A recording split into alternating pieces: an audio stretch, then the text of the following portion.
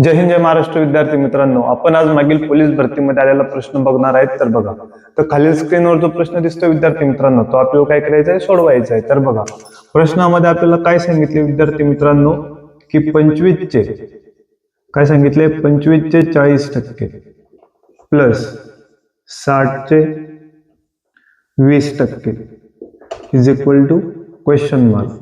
आपल्याला हा प्रश्न दिलाय. हा प्रश्न पोलीस भरतीला या प्रकारावर प्रश्न विचारले जातात. तर बघा, तर आपल्याला 25चे 40% म्हणजे 40% आपल्याला माहिती पाहिजे. 40% म्हणजे किती होता? 40% म्हणजे तुम्हाला 40 भागिले किती करायला लागतील, 100. कारण की टक्केवारी म्हणजे किती असते, 100 असते, बरोबर. तर याला भाग द्यायचा, 20 दुने 40, 20/5 100. 40% म्हणजे किती आले आपल्याला, 2/5 मिळाले. सेम आपण 20%चं काढून घ्यायचं, बरोबर. 20 म्हणजे 20 भागिले किती होतील, 100. 20 20, 20/5 100.